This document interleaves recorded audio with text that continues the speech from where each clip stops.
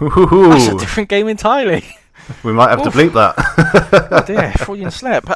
Star Fox. Oh dear. Indeed, it's Star Fox in all but name, isn't it? Yeah, you've just released our first ever F-bomb there. Yeah. No, well done. We'll fix it in post. It'll be fine. Hello, welcome back to Pod 'em Up. I'm Ollie, and I'll be talking about games with my friend Tibbs. Hello. This month, the main game in question is the relatively unknown PS1 platformer Wild 9.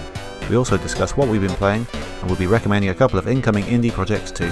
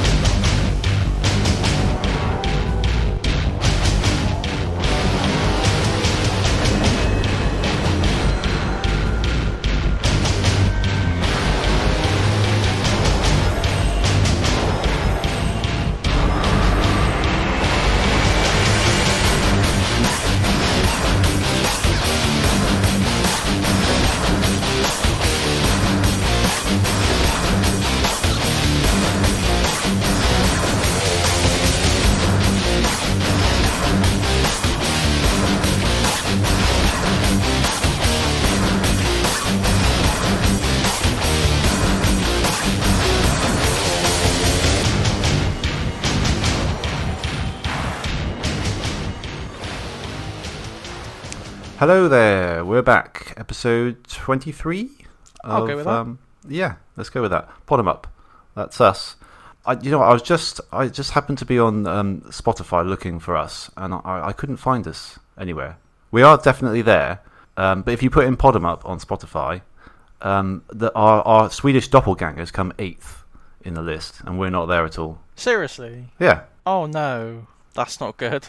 No, I put a tweet out and I included Spotify in it, so I expect them to totally get on that and sort us out. Yeah. Because they're only a small little. They've only about 5 people on there. They'll get around to it pretty quick, I should think. I'd imagine so. Well, when they know it's us, they'll get right on it. When they. Oh, absolutely, yeah. A show as big and prestigious as Pod 'em Up, the original Pod 'em Up. The original Pod 'em Up. Yeah, some terrible errors happened there. Anyway, so anyway, mate, how are you doing? Not too bad. Not too bad. Yeah. Good. It's uncertain times, isn't it? Everything going on. Uncertain, yeah. Been uncertain for a while. Yeah. No one's certain about anything. Yeah, so all a bit up in the air. Been back at work for a few days, then furloughed again, then back at work, then furloughed again, and it's all, so it's all a bit crazy. Mm. What about you? Just child problems really. Kind of trying to work and manage a 3-year-old at the same time is not easy, and it's been 4 or 5 months now, however long it's been. It's dragging down a bit, but anyway, let's not dwell on those. It's a terrible way to start a podcast, and let's talk about what people have come to listen to us, which is Swedish pop culture. No, it's games. The games. I've been playing Streets of Rage 4 because I finally got the physical version in. So I've finally been able to get on that and finish it. And as we said before, brilliant game. It is, isn't it? It's really good. It's really good. Must admit, I've only completed it on easy so far.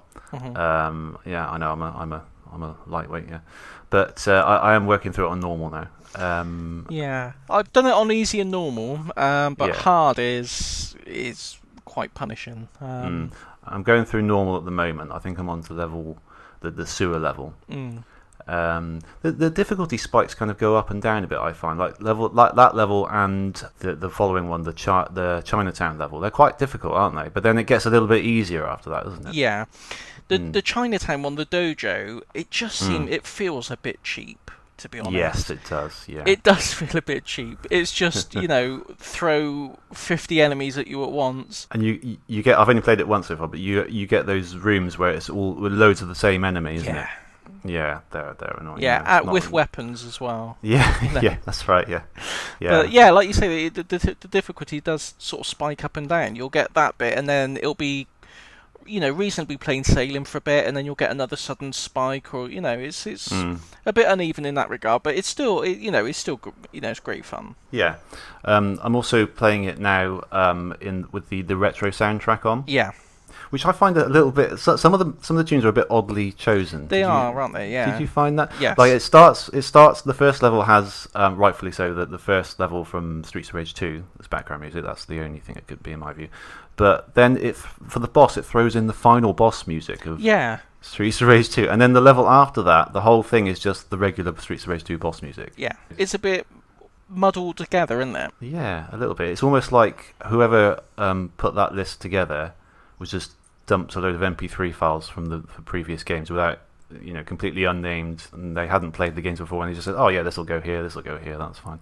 Seems a bit weird to me. It does seem a bit odd, but yeah, it's good. Have you tried it with the retro filter? Yeah, it's nice. Yeah, it's good, isn't it? Yeah, it works. I've only unlocked one of the retro characters so far. It's Street of Rage 1 Axel. Mm-hmm. I turned it on for that because it kind of makes a bit more sense. Fits it a bit better. Yeah, less jarring then, isn't it? Yeah. So yeah, I'm still going through that, enjoying it. Also been playing 1980X, which is a previous incoming indie of yours, wasn't it? Yes, I'm enjoying it. Yeah, that's really good. I really like the shoot 'em up one in particular. Yes. If you don't remember, it's like 5 different sort of arcadey games in one, isn't it? All original, but based on fairly standard arcadey genres. Yeah, it's really clear what the inspiration for the sections were. One of them's clearly sort of Outrun, and one's clearly Revenge of Shinobi, and it's very clear what games it's imitating. It's very good. That's right. Very good. Yes, it is. Yeah, as I said, the shoot 'em up's really good. It's really challenging, but not sort of putting you off challenging. I found. Yeah. It's not too bullet helly. It's perfect sort of shoot 'em up action in particular. I really enjoy that one. I've only done 4 of them. I'm on the Shinobi style one at the moment. Yeah. I haven't beaten that yet. Yeah, they're all good. I would say there's one. It's like a RPG type one. Yeah. That's the weakest of them all, I think. But it's still it's still good. Another one you've mentioned previously, Grip. Oh yeah.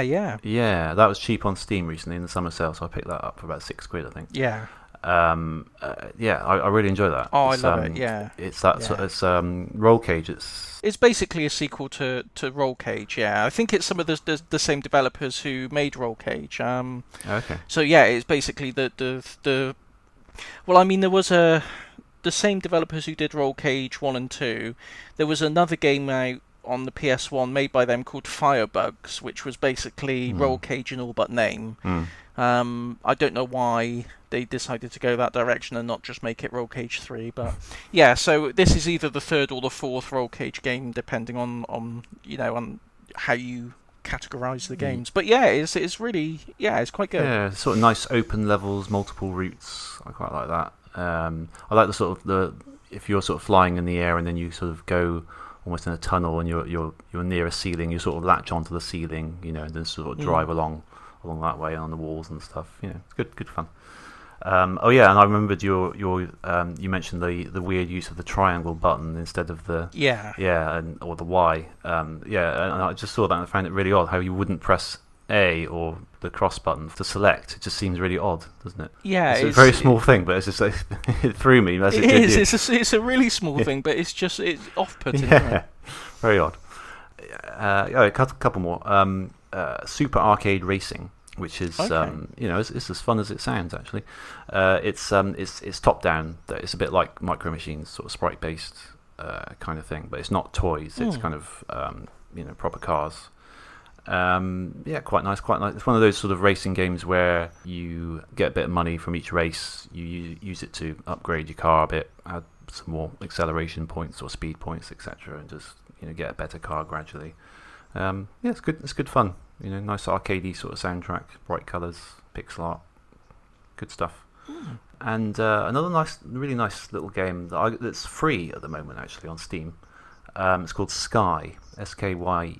Okay. It's a very relaxing sort of flying game, based on the set in the titular Scottish Isle of Skye. You're playing. What do you call those planes that can land on water? Plane boat. That's what Plane boats. Flying boats. That's what I was hoping you'd know, but you don't. So I'm going to call them plane boats. You're flying a plane boat around a nice little peaceful kind of Scottish Isle. There's little sort of fetch quests and things to do. Very sort of simple, but it's there's nice sort of relaxing music. It's sort of all sort of in watercolor. It's 3D, but it's kind of got a watercolor filter over it. It's very simple, but it's really nice. I think it was made by a university or in conjunction with a university, which I think is possibly why it's free. It's nice. I'd recommend checking it out. Yeah. Very. Oh, really? So it's free, definitely. Yeah, very pleasant. I was just trying to... Oh, they're literally called seaplanes. Oh, well, there you go then. Yes, yeah. That sounds right. That sounds better. I looked up Tailspin. Oh, yeah. Blue flew on in Tailspin. That's right, it did, yeah. There we go. So there you go. Of course, Tailspin. yes. Seaplanes. Yes, that rings a bell now. I've heard of that. It's probably a better name than plane boat. Yes. You've managed to pack in quite a lot this month. Yeah. I mean, I haven't played most of those in a great amount. I'm kind of in the mood where I don't really want to play the same game every night. I'm kind of a bit in the mood for just a little bit of this, a little bit of that, just whatever I feel like, really. So I think I'm going to carry on with that for the next couple of months, really. I'm not really in the mood to start anything major at the moment. But what about yourself? What have you been playing? Baba Is You. Baba Is You. That's Baba Is You. That's it. I know this game. What is it? It's difficult to describe. It's a puzzle game Yeah. where you play. You start as a little four-legged creature called Baba, and the way you progress through the game is by altering the rules of the level. So there'll be rules physically written around the level. So the first rule will be Baba Is You. So that tells you what you can control. But and there'll be a flag, and the rule for flag will be flag is win. So if Baba touches the flag, you win. Baba is win. But there'll be obstacles in the way, and you'll have to move the words about to construct new rules to work your way through. So there might be a wall in the way of the flag, and some words that say wall is stop, and you'll have to find a way. There'll be all sorts of things blocking you, and you'll have to find a way to move stop away from wall. So wall is no longer stop, so you can walk through it and get to the flag. And it's one of those games that's best understood if you either see it in action or play it yourself. But it's really good. It's really frustrating. The difficulty curve is pretty steep. The first few levels you'll fly through. And then they get a little bit more tricky. It's split into different worlds. So there's a bunch of levels in World 1, bunch of levels in World 2, so on. About halfway through World 2, it's just a brick wall difficulty. Really? Maybe I'm just dense and I'm not getting it, but I literally stared at the screen for, no kidding, it must have been about an hour, just trying to figure out what it wanted me to do, and I got it in the end. I twigged it, but again, I'm on a level now, and I cannot fathom how it can possibly be done. It's doing my head in. But I would say another puzzle game that I hold in great affection is Lemmings. Yeah. Lemmings been released on everything, but the version that I have most affection for is the original Amiga 500 version. All right. And it's got that same kind of thing where you can repeat a level over and over and over and over again and just get absolutely furious with it. But then when you actually realise it, you get that moment, that eureka moment, where you know exactly what you're supposed to do. Yeah. It's really satisfying. It's really rewarding. If you've got a high tolerance for frustration. Which I generally don't, but yeah, it's good. It's a really good game. I'm not doing it justice with my description because it's just such a hard game to sort of categorise. Sure. But if you like puzzle games, I would say play it. Baba That sounds really interesting. It's on Steam and Switch, and I don't think it's on anything else. Yeah, I've definitely seen it. I know of the name. I can't picture it in my head how it looks now, but I've definitely seen the name somewhere. Yeah. It sounds really interesting. It's a mark of a good game where it can frustrate you, but it still keeps you going, doesn't it? Yeah. Speaking of which, Tetris 99. Oh right, okay. I've been playing that. Have you? Yeah. I went to the stats screen where it keeps like lifetime stats of the game and things like that. Yeah. I've played 600 rounds now, and I haven't won a single one. Not a single one. Okay, so but you've come around to it more, presumably. I keep going back to it. Yeah. Yeah. Okay. And I don't know why. I get so angry with it. Sounds like an abusive relationship. It really does. It really does. I don't think this is healthy for you, Tibbs. I get so angry, and I switch it off, and I swear I'm done with it. I'm not doing it again. And then I think, well, I've got a few minutes. And what's worse is the highest position I've got so far is 2. Just the brass ring in sight, and I just couldn't get it. I mean, that's pretty good, isn't it? Out of 99, 2. That's pretty good. I would call that almost a victory in itself. Yeah. Oh, it's infuriating. It really is. And I if anyone remembers my vendetta I had with 51 worldwide games or 50 worldwide games, whatever it was. I still haven't beaten the computer at blackjack. Not blackjack. Backgammon. Still haven't proved your mastery over the artificial intelligence. No. So if you're looking for a podcast hosted by at least one person who apparently can't win at any games, you've come to the right place. Absolutely. I've lost it. I've lost at them all. All the greats. What else have I been playing? I bought it ages ago and I never got round to playing it. It just sat on the shelf. Blood and Truth on PlayStation VR.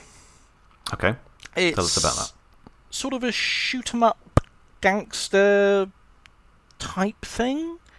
It's good. It's really quite good. It's a game that you can play sitting, which is because a lot of the time you put on the VR and they want you to stand up. Do they? Oh god.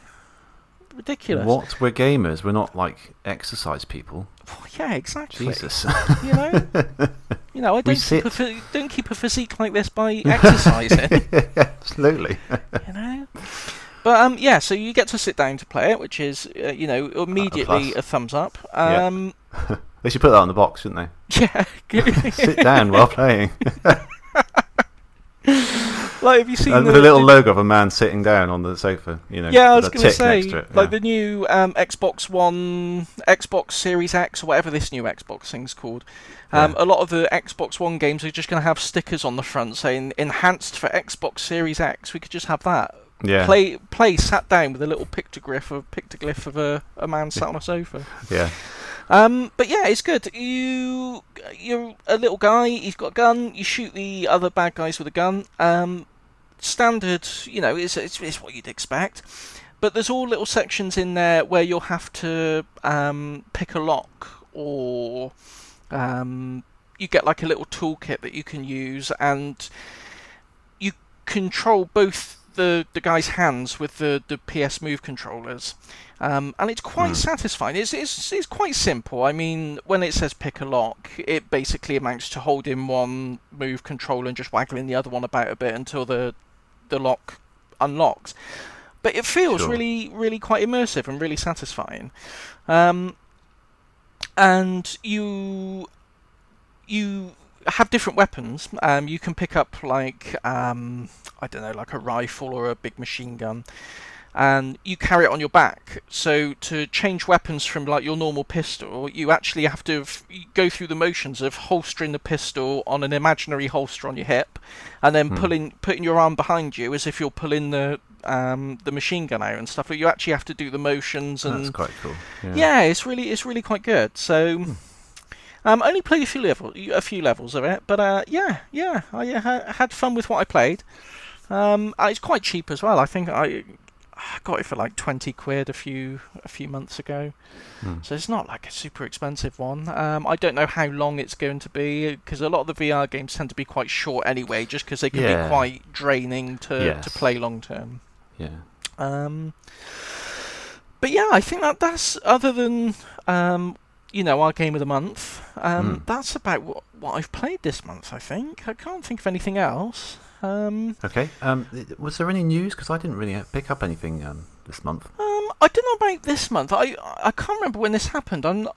Did you see that VHS that someone ripped to YouTube that showed footage? It's the most footage that I think's ever been seen before of the Sonic 1 beta. Yeah. With the UFOs in Marble Zone and things. I think I heard about it. I don't think I got around to watching it. That was pretty interesting. Yeah? Yeah. Anything come from it that we didn't know about? Well, no, but... Okay, fair enough. No, it's always interesting to see sort of uncovered old stuff like that. Yeah, isn't it? Yeah, exactly. And I think that, the UFOs in Marble Zone, I've always found quite interesting for some reason. Yes, they I've just are always an found oddity. it interesting. Yeah. And are they definitely UFOs? Because there was a debate about whether they were planets or UFOs. The way something, wasn't there? The way the rings are spinning around them, I would say they're UFOs or crafts of some description. Because there has been footage of them in motion before, but it was just like a very small, low resolution GIF that came from a Nickelodeon TV show, I think, on that. Oh no, it wasn't. It was Wayne's World. Yes, that's right. Yes, it was in, I remember. In the background Wayne's World. Of Wayne's World. That's right. It's briefly in there at the very start, isn't it? Yeah. So that was up until now. I think that was the only footage we'd had. So to have some, reasonably full resolution footage and a good chunk of footage as well, I thought was quite interesting. So yeah, it's worth checking out. It's always interesting when they find these bits and sort of link them together and put them in order and kind of work out, okay, this was in until this point and then it was removed and that kind of thing. They had I think that this is going back to the end of the last year now, I think, but they found a new Sonic 3 prototype, didn't they? Did you see that? Yes, yeah, there's been a few released by Hidden Palace, yeah. That's right, with the music from the PC version in it. Yeah. Wasn't it? Which is because it's always thought that those were the pieces of music that caused the most trouble, sort of rights-wise, and were sort of changed and put in with some new ones were added for the PC version later on. But it turns out these are actually in this older version of Sonic 3. Yeah, and that's very strange, isn't it? It's all sorts of odd stuff. It's interesting. Anything else? Yeah. So probably some. Has Xbox done an event yet? I don't know if they have. I thought they haven't yet. I think it's 23rd of July. I saw that they're going to do some, which is by the time this comes out, would probably have happened. Their focus is more on making the games that they're making available for everyone, which basically says that there's not going to be many actual exclusives for the new console. You'll be able to play them on an Xbox One or PC or whatever. Which is nice because I wasn't particularly planning on getting a Series X, so if there's any games that do come out that I want, that's quite good.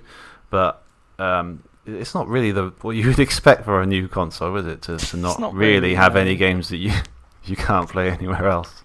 I don't really get it. As an approach. I mean, what I do from the side of, maybe the shareholders who want all their, the maximum return on investment, and they think by having the games available on every platform and, might make them more money. But in terms of trying to convince people to splash out on an Xbox Series X, if the games are going to be available on PC and theoretically available by xCloud or whatever their streaming service is going to be. Yeah.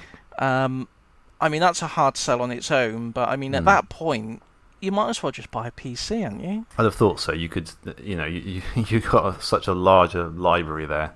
And just the flexibility to do what you want with the hardware. Exactly. I mean, you know, that's the thing.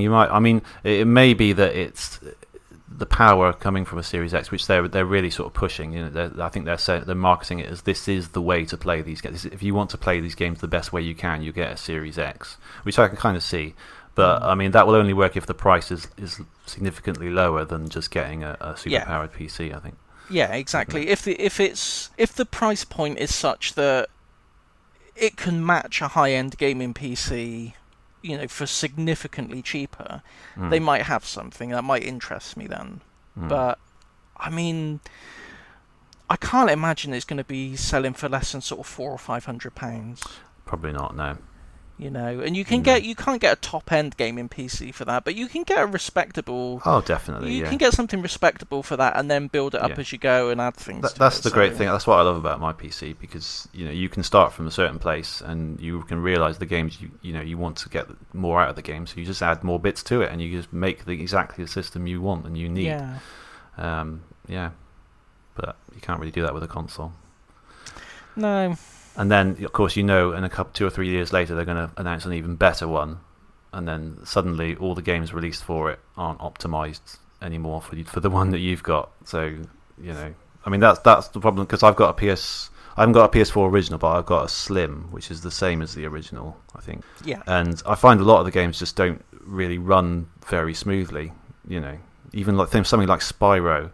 The Spyro remastered, I couldn't really play it because the frame rate was just so poor. Really? Yeah, it was really bad. It hurt my eyes because it's a shame because I really wanted to play it, but it's completely unoptimized for anything other than the PS4 Pro. Oh, yeah. I can't say that matches my experience. I've got the PS4 Slim as well. Mine's really smooth as butter. Really? Oh, okay. I don't know what was happening with mine then. No. That's well, interesting. maybe butter's an exaggeration, but I certainly didn't. I don't recall any frame rate issues. But oh no, sorry, not just. It was a consistent frame rate, but it was just quite a low one. And it wasn't 60. It wasn't 60.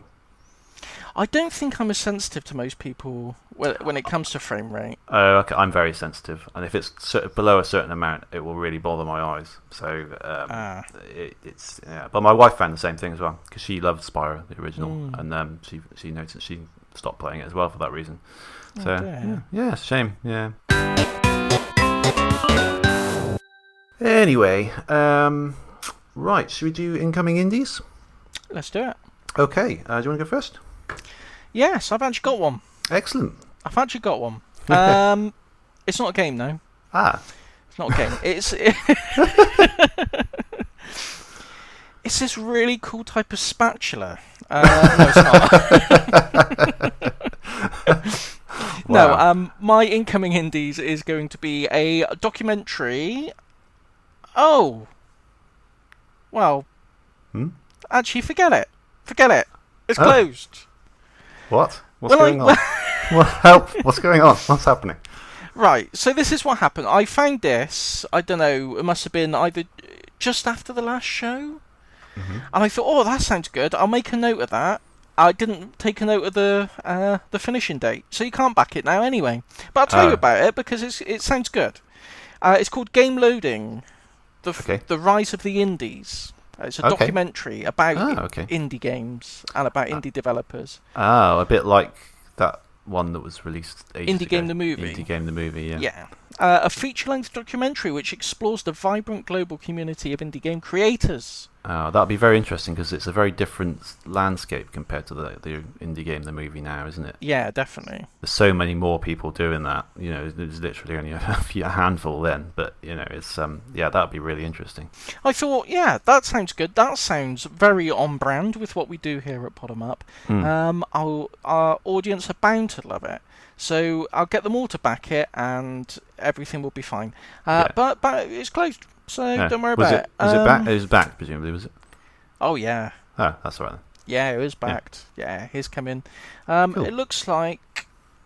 You can still back it. You can still back it on Slackerbacker, which is sounds like some kind of a painful medical condition. Yeah, it does a bit. Yeah. GameLoading.tv. And have a look there. Slackerbacker. Okay. Well, that's took the wind out of my sails. What's yours? Oh, well, that's all right. I think mine might have ended as well, actually, to be honest. Because, I mean, it probably will have by the time we release this anyway. It's a game called X Zodiac, EX-Zodiac. Okay. It's a spiritual successor which is quite popular in the indie world. It's a spiritual successor to Star Fox or Star Wing. Oh, yes, I know this one. Yeah. Yeah, particularly the original one on the SNES. It's on Kickstarter. As I say, I didn't think to check whether it's finished yet or not. I think it might have done, but it was. I think it's backed. I probably should have checked this beforehand. Anyway, there's a demo though, which I've played, and 4 days to go at the time of recording. Oh, okay, all right. Well, there you go. Is it backed? Yeah, fully backed. Yeah, okay, 40,000. It's doubled its goal basically. Oh, brilliant! Yeah, I thought it might. Yes, there's a demo. It's basically Star Fox from the SNES in new modern. Well, not modern. It basically still looks like that, but you can choose between like the sort of old school jaggedy kind of polygons and the nice modern smooth ones. Yeah. Couldn't get past the boss though. Very difficult. Oh, okay. Tried it a couple of times. Yeah. I think I couldn't get the missiles because sometimes in like a rail shooter, there's a pickup on the side and you can't for some reason because of the angle and the fact that the camera doesn't move with you. You can't quite line yourself up with it. Yeah. So I kept missing missiles, and I think I didn't have them for the boss, and it was a bit too tough to fight with just the regular shooter. But it plays really nicely. I can't say fairer than that. I do remember seeing. Can't remember where I saw it now. It must have been on some YouTube channel I was watching. But yeah, it does look really nice in action. Yeah, it's Star Fox. Star Fox. That's a different game entirely. We might have to bleep that. Oh dear, Freudian slip. Star Fox, indeed, it's Star Fox in all but name, isn't it? Yeah, you've just released our first ever F-bomb there. Yeah, well done. We'll fix it in post. It'll be fine. Well,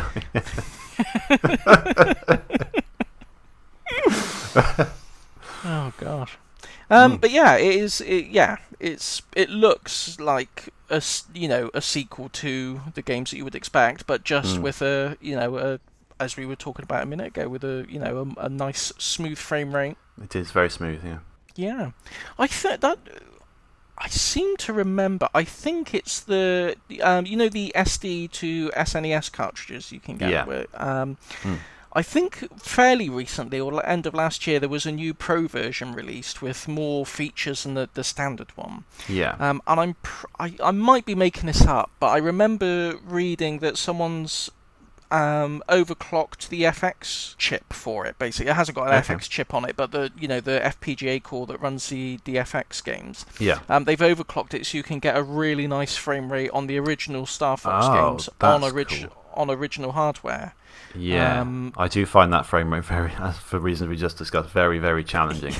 So that sounds really interesting. Yeah, it's really neat. So without sort of speeding it up and having it run at insane pace. Oh yeah. The game runs at the speed you'd expect. It just runs nice and smooth.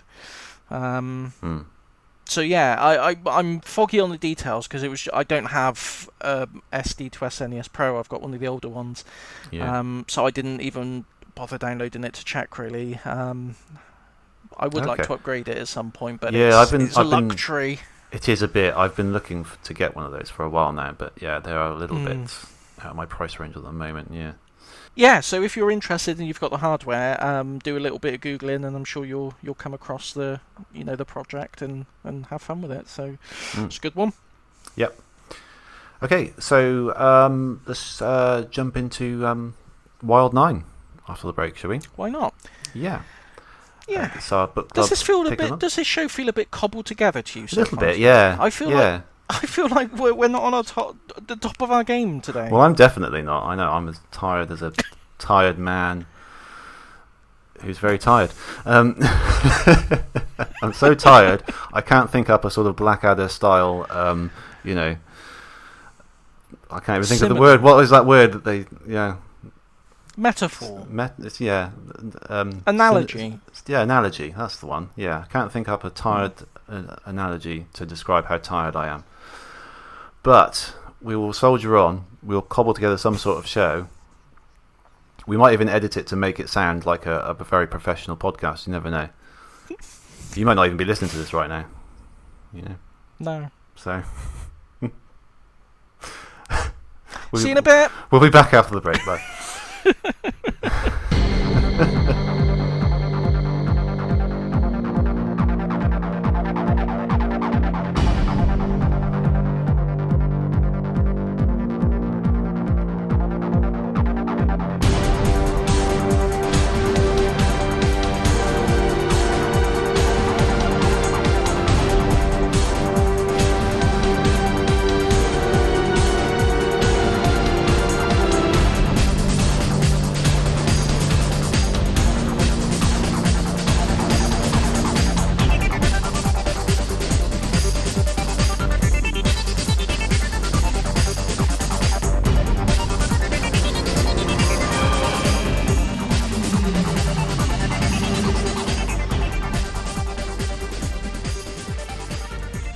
back with our pick of the month, the pick of the crop, the cream of the crop, Wild 9.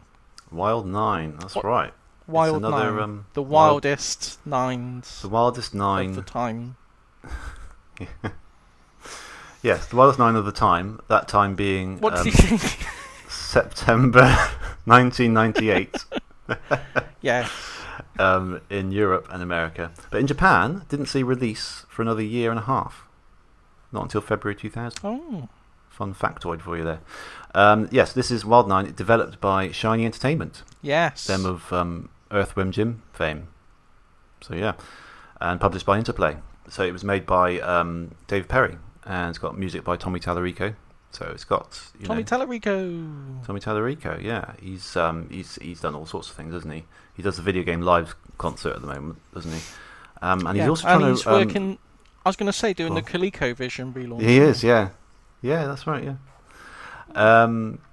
Yeah. So PS1. I don't think we mentioned that yet. Yeah, PS1 2.5D platformer.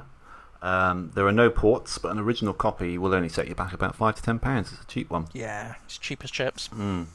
So yeah, it's 2.5D. You play as a human character called Wex, W-E-X.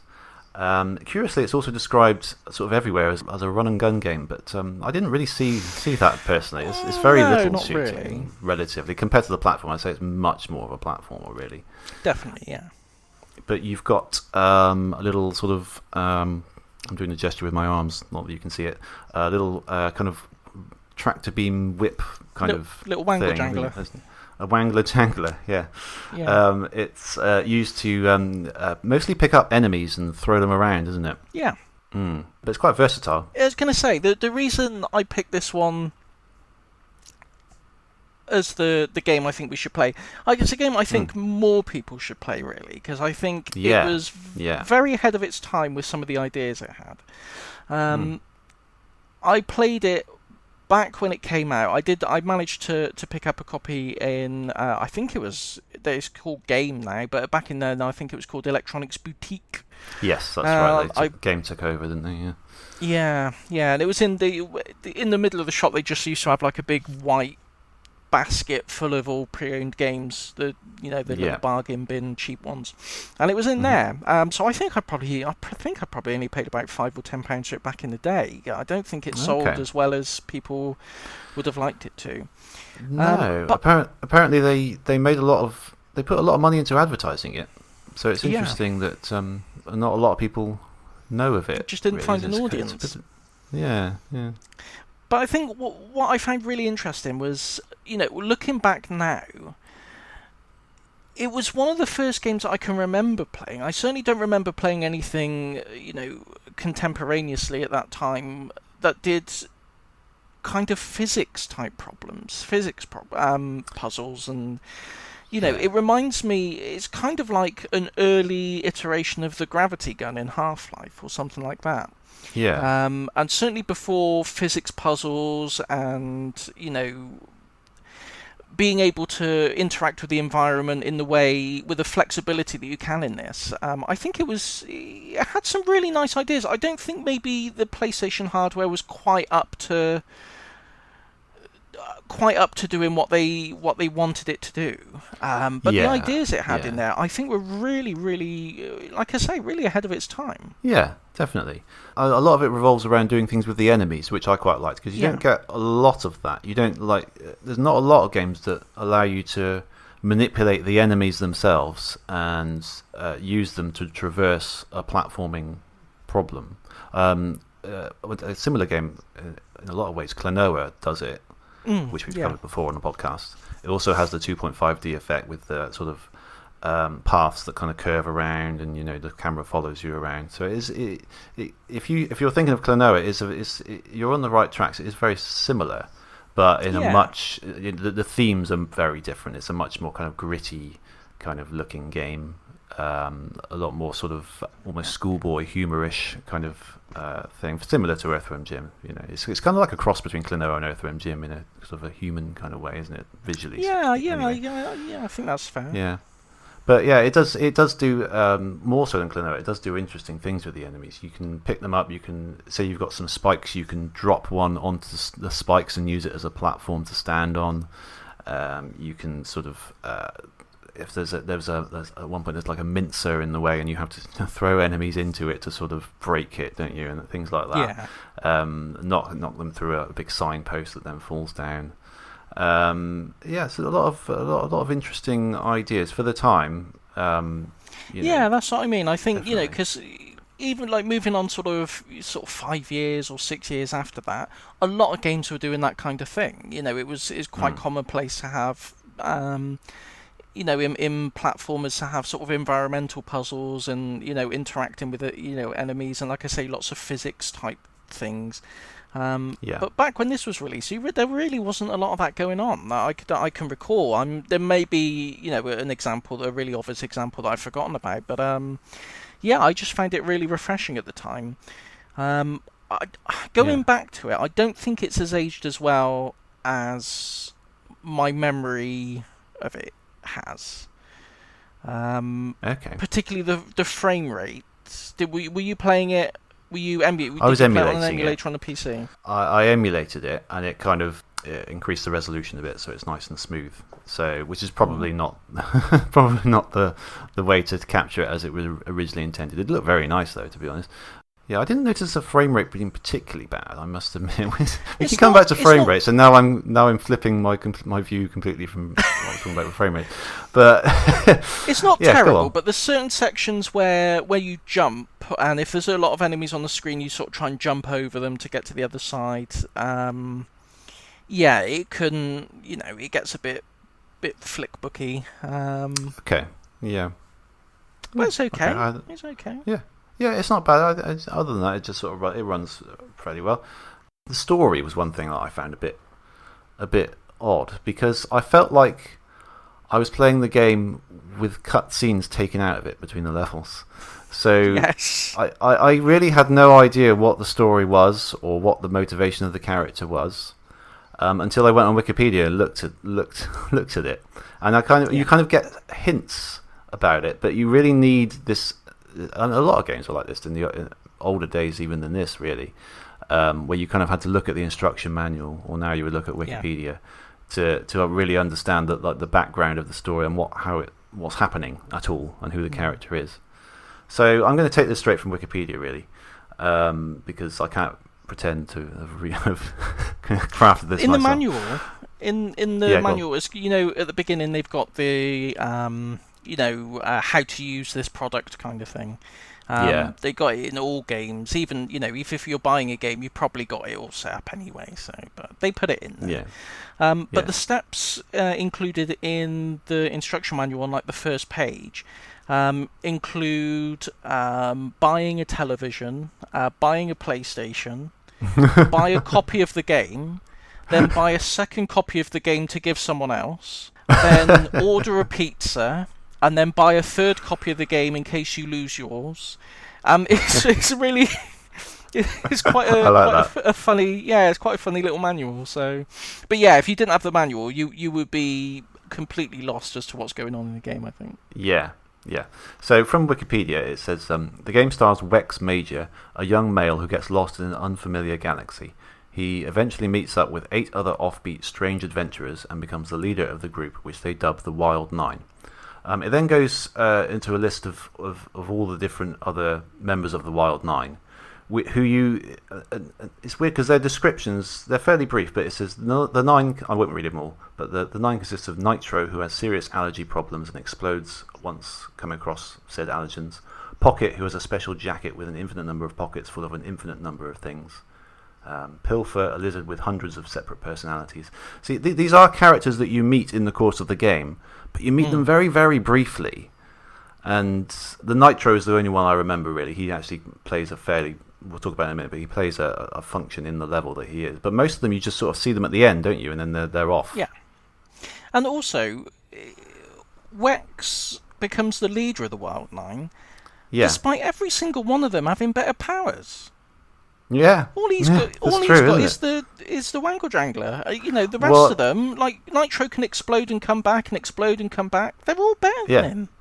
Yeah, it's weird. And then it's funny you should say that, because at the end of the story part of the article, it says the game's main antagonist is the evil Khan, a being who is 376 years old and desires to use the rig item, which is the wangler jangler, as a method of enslaving and controlling the inhabitants of the universe. So he despite the fact that Wex has the worst ability, this is for some reason this is what the villain wants.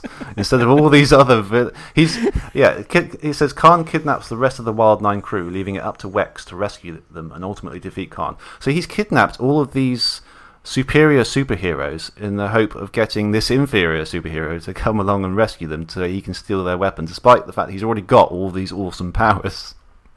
Yeah, seems a bit odd. Yeah, it does seem a bit odd. Yeah, as I say, you get sort of hints of this in the game, but it really doesn't explain it very well at all. No, it's like you say. It feels like it's missing cutscenes. It feels like there's lots of sort of FMVs or things like that were just sort of, they didn't have time to make them or something, and they're just missing. Yeah, I was wondering if I was playing a dodgy ROM or something that just didn't have them in or something. But yeah, one of the Wild Nine is this sort of Chihuahua kind of character who actually appears as a tutorial. It's just a flat image of him, and he obviously appears as a tutorial panel explaining things. And in certain levels, he'll say, "Okay, this guy's trying to get away. Let's try and get him." And at that point, I thought, "Hang on, who is this guy? Have I missed something?" I mean, it's very odd. I couldn't get my head around that really. But yeah, but other than that, the game's good. It's good. I enjoyed it. Yeah. It's a fun platformer. The enemies themselves were quite good. There's a lot of nice sort of comedic touches and animations to them. For example, if you the main way of disposing of them, if you don't want to use them, is to sort of pick them up with the beam, and you sort of throw them back and forth, don't you? Sort of quickly move left to right. And if you only sort of half do that and leave them almost half dead, they sort of, a lot of them are sort of missing their legs and they're kind of crawling along along the ground. Did you notice that? That's quite a nice touch. And they scream with terror as you sort of push them towards. That's right. Sort of spikes or grinders or something as well, which is pretty gruesome. It is. It's a very barbaric game. It's I think I mentioned earlier. It's kind of it's almost like a schoolboy kind of. Grotesqueness about the game in a way. It's almost like a kind of gross out kind of, the enemies aren't very human like, you can sort of do what you want with them and you don't have to feel too guilty because they're quite sort of alien and sort of indistinct a bit. So, you can happily just throw them into a mincer and they'll scream and you'll probably just laugh a bit because it's quite funny. And as I say, just throw them on spikes and stuff and use them as a platform. It's all very kind of what's the word? It's entertaining, really, in that kind of way. Yeah. If you use there's that second level where you've got the Nitro, the bomb man. He's basically sort of an inanimate guy that you can sort of pick up and move around, and he'll just continuously just explode. There's a little timer that starts, then he'll explode, and then he's still there, and then he'll just explode again a minute later. And if you drop him near the enemies will start sort of freaking out and running back left and right, won't they? And just sort of panic, but not actually escaping, and then they'll just explode. So there's a lot of little touches like that. I quite like it. And they come straight from Earthworm Jim, don't they? Because Earthworm Jim was packed full of little animations and things like that. I mean, there's loads of stuff like that, so you can clearly see the kind of lineage coming from there. Did you ever, those? I don't know what you call them. Those things that produce the enemies. They're kind of like sort of the sort of machines that come down and go. Yeah, and then an enemy comes out. And you get caught underneath them. Is that what you? Yeah, you get caught underneath them, and then when it comes up, you've been turned into like a tin of, like a pressed tin, and with your character's face on it, and then you lose a life. But it's quite funny. Really good. Yeah, it's kind of shuffling around, isn't it? Yeah. Very good. Yeah, it is. It's very good. Levels, you've sort of got they're mostly quite long kind of platforming levels. I think there's 7 of them in total. I played most of them. I played about 5 of them, I think, and they're quite long. They're about 15 to 30 minutes. They are quite chunky levels, yeah.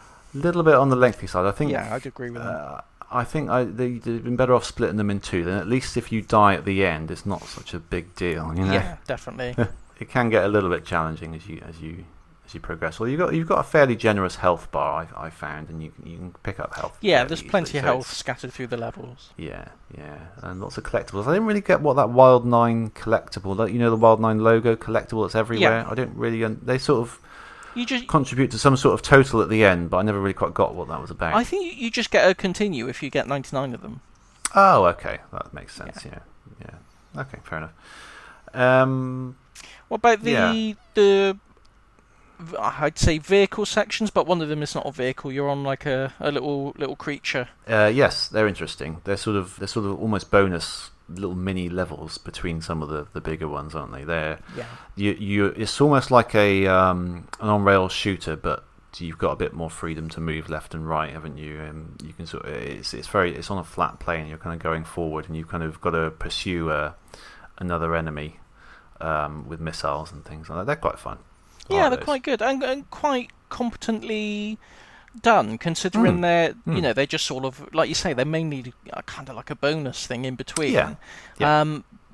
But they're more competent than some standalone PS1 games of that kind, really. Yes. So very impressive. It's quite impressive. There's also another one where you're falling through down a tunnel, down a tunnel, and you've got these enemies fall just ahead of you, and you've got to drop a little bit further and line yourself up with them and then throw them against the side while avoiding obstacles. That was quite a good one as well. Yeah. I mean, there's not a lot more to say about it, really. It is, at the end of the day, a platform, but it is it's a competent one, I think. It's a competent one. I'm not going to say it's not a masterpiece that's, an undiscovered masterpiece or anything like that. It's just a really good mid-tier platform game that not as many people have heard of than as I think should have heard of it. So no, definitely. It's not one that comes up very much in conversation. No. It did. I looked on again on Wikipedia. It did get mixed reviews, actually. Some people quite liked it. Some people thought it was a little bit repetitive, which I don't think I agree with. Maybe a little bit, but I think the ideas it had, especially for the time, as we said before, were quite good. I don't think. I think it mixed it up quite a bit. The levels were fairly distinct. I quite liked the city one, where you had it was sort of platforms that were teetering left and right, and things could, unlike cars, could like sort of roll back and forth on them. I quite like that. It was basically just the camera sort of rotating a bit. Really, it wasn't quite as an impressive feat as that, but it was a nice touch, I think. I can't help but think if the game, if it had come along a couple of years later when the PS2 was about, just that, just the extra power of the PS2, I think, the game might have fared a bit better than it did.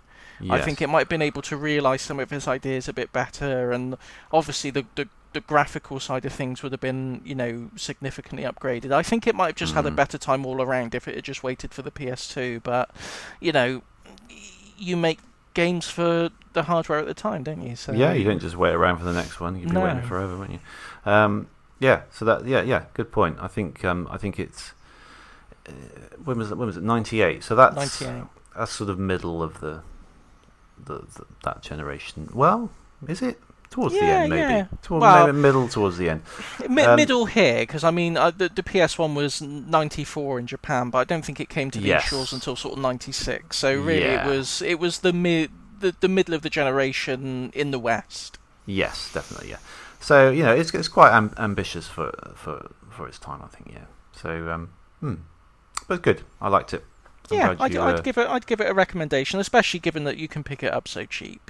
Oh yeah, it's a no-brainer, really, isn't it? Yeah. If you're building a PS1 library, that's you could do far worse than this. Absolutely. It's very good.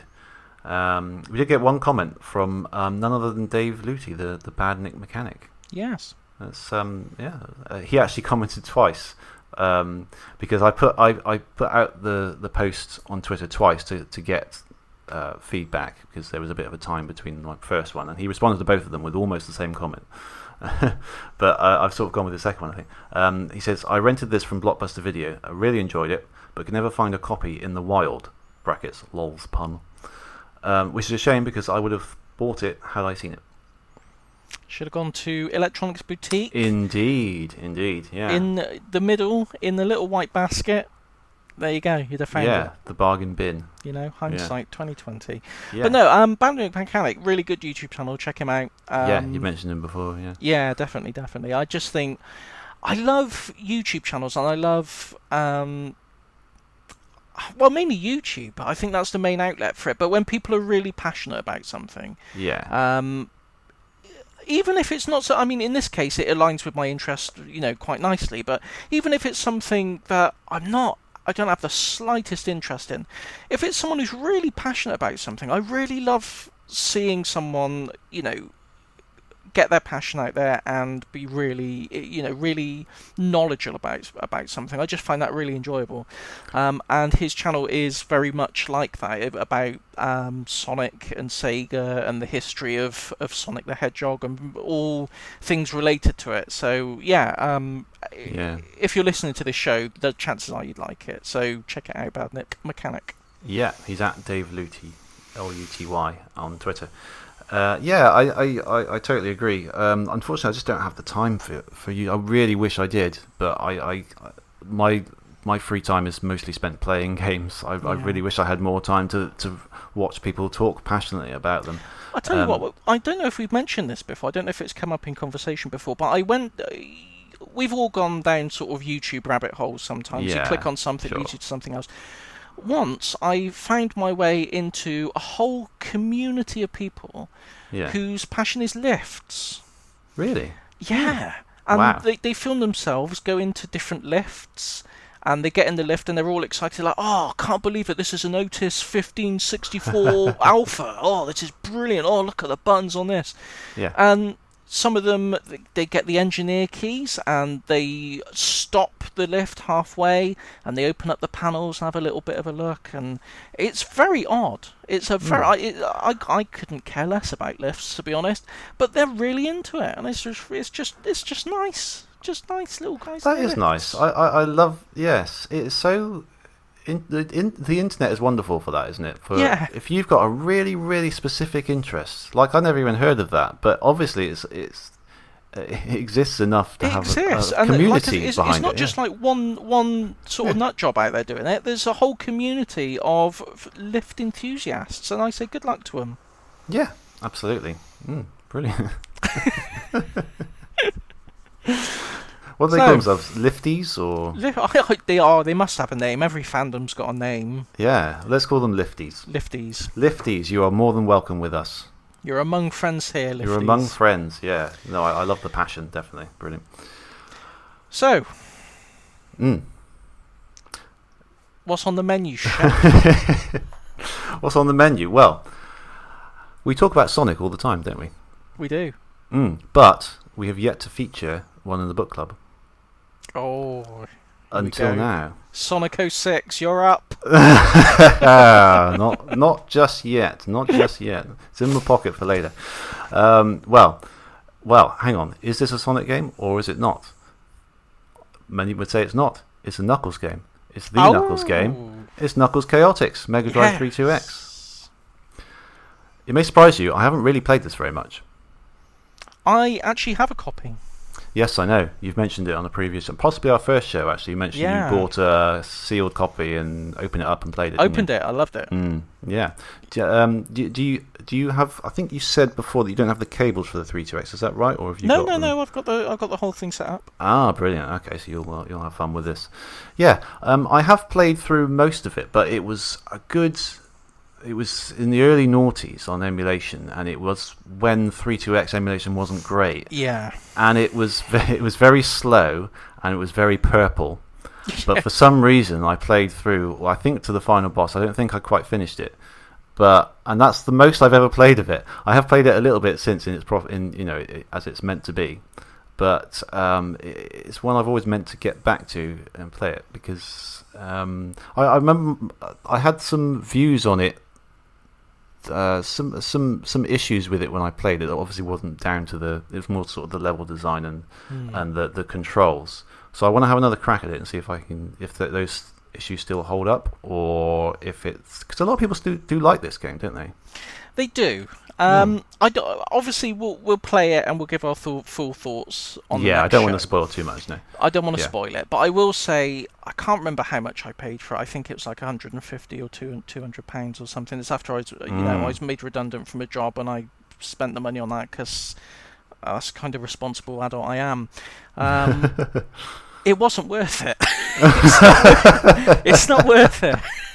I don't know how much it is now. However much it is, it's not worth that much. I'll say that. No. But I'll give it, a fair shake of the dog's whiskers. That's right. That's what this is about. Yeah, because I've played almost all Sonic games, but there are quite a few that I've only played a little bit of, including this one. So I'm going to give it a good crack. So yeah, that's going to be next month. Knuckles Chaotix. I just remembered something that we could have discussed. Well, we can still discuss it. Let's do it. That Sega arcade thing in Japan. Yeah, they're bringing out. The fog game. No, the little white thing, little white. Oh yeah, that thing, yeah. Yeah. That. It's the only official home release of the Golden Axe: Revenge of Blackadder. That's right, Blackadder. Yes, no, I've heard. As I said, I don't listen to a lot of. I don't watch a lot of YouTube because I don't have time, but I do listen to a lot of podcasts because I can fit them in. And a lot of podcasts always talk about the Revenge of Death Adder. Oh, it's so good. Is it? I've always meant to get around to playing it. So that's pretty good. I like that they're obviously aware that this is a popular game and popped it in there. I like that they're recognising that there's a market for it. I'm not so happy that you have to buy £100 plug-in console from Japan to get it, so I'm hoping it's going to show up on the eShop or something like that. But that would be nice, yeah, definitely. Yeah, it's just really good that the game's seen the light of day because it genuinely is one of the best Golden Axe games, and it's criminal that it didn't, get a home release. Yeah, if it becomes a bit more available, or just anyway through emulation, we could pop it in the book club at some point. Oh, definitely, yeah. Yeah, I didn't mean to derail you there, but no, when that's you right. said it just one thought led to another, and there we go. It's all part of the muddled up show that is episode 23 of Pod 'em Up. It's all a bit janky this month, but I hope you've enjoyed the ride. What else is on that thing before we go? I did see it briefly, but I can't remember. I don't know. That's the only thing that maybe Space Harrier. I don't know. Maybe I'm making that up. What's it called? Sega. It's got a particular name. I think is it the name of the arcade board or something, or the series Astro of the City. That's it. Yes, that's the one. I googled Sega White Arcade thing, and that it came up because that's great. So it looks like. What have we got? Alien Syndrome, Alien Storm, Golden Axe, the original arcade one, which is very good.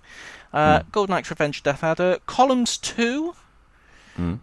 Which is good because they released Columns on the Mega Drive and they released Columns 3 on the Mega Drive, but they never released Columns 2. That's annoying, isn't it? It's really annoying. Dark Edge. I don't know what that is. What's that? Yeah, I don't know. Puzzle and Action. Tant R. Everyone's favourite. Virtua Fighter. That'd be good. That's a good one. That's good. Fantasy Zone. Lovely music. Altered Beast. Big old Wolfman. Yep. So, yeah. That's got a little. That's one of those with a little screen in, isn't it? The sort of stand up arcade. Yeah. So it's got like a little screen in it, but it's got HDMI as well. It looks like when it was announced, I wasn't sure if there was a separate controller. But looking at this, there is you can buy an additional controller so you can sort of sit at your sofa and play it. Going to be approximately £93, but given that we live on we don't live in Japan, this lovely island, we're you can add about 30% on that in terms of fees and import duty and delivery charges and all that kind of stuff. So I reckon you budget about £150 if you're going to be getting it from the UK, getting it imported into the UK, which is a lot of money just to play Revenge of Death Adder. Yeah. But it's still good. Yeah. Still good. Cool. Okay. Well, it's there if you want it. Yeah. Great. Okay. Did I dream this, or did you set up a Twitch channel for us? Did you do that? I did do that. Yes. Yeah. Yes, I did do that. I intended to stream some Astrobot. I thought it'd just be fun to play some Astrobot and just do a little test stream. Yeah. But that'd be really cool. Yeah. Okay. I have no idea how Twitch works or game streaming at all. But I might do a bit of Chaotix on it. That'd be good. In the month on the old emulator. Yeah. So stay tuned for that. Yeah, I think I'm pretty sure if you just fire up OBS, you can just. Yeah. I think that can integrates directly with Twitch. I think, but yes, I'm assuming so. I'm hoping it's. Well, I have no idea what I'm doing, so it'll probably be the worst stream of all time. I don't know, but if you're interested, it'll be there. We'll put it on the old Twitter. Keep an eye out for it, and we'll post it there if I do it. So yeah, that's I was thinking of doing that. Yeah, that'd be good. Yeah. So I think that's everything. We are our Twitter is at PodemUp.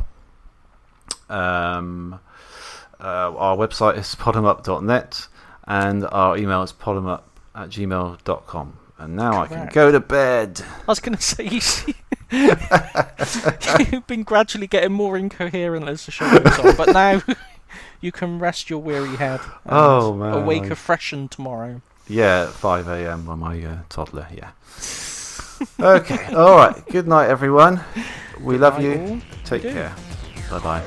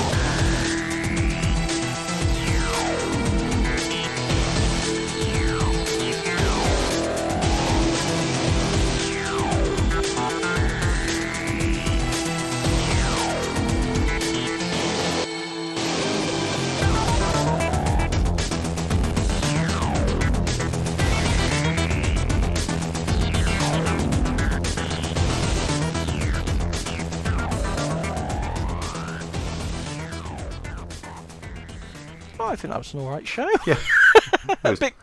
For some reason, I took off my...